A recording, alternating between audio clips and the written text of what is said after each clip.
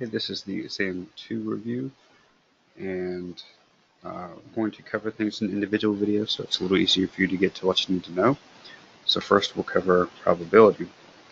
So this is just covering what you really need to know about probability. The most important things you need to understand are independent events and joint probability.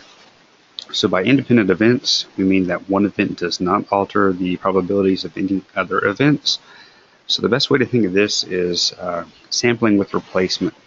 So if you have a deck of cards, you take one deck or one card out of the deck and you leave it out, you alter the probabilities of drawing any other particular card from that deck.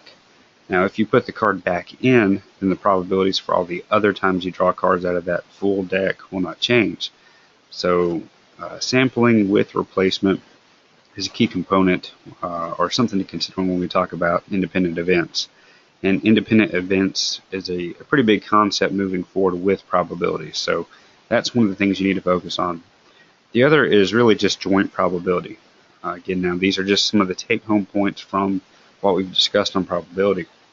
Here, just understand mainly the multiplicative rule and the additive rule, what they are and when to use them. So the multiplicative rule really just means you multiply probabilities. And one example of this rule is something you're probably pretty familiar with if you've lived in the Southeast for really any amount of time, and that would be the rain forecast. So it turns out that the rain forecast is a joint probability. So whatever number you see on your weather app or your local news, that's representative of a joint probability that used the multiplicative rule. So let's take an example. When a forecaster says that there's a 40% chance of rain, that 40% is a product from two individual probabilities. So if we break that down, let's say that there is these two individual probabilities. One is what is the probability that it will rain at all.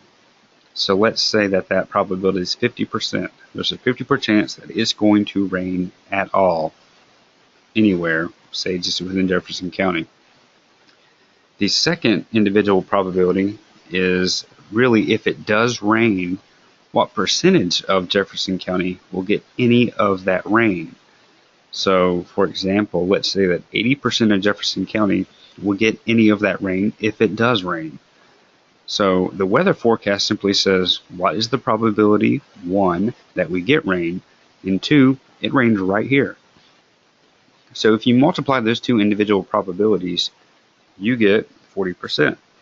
So that's a key, or this is a really good example of an application of the multiplicative rule. So you multiply these two probabilities, the probability that it will rain at all, and what percentage of the local area will get rain if it does rain.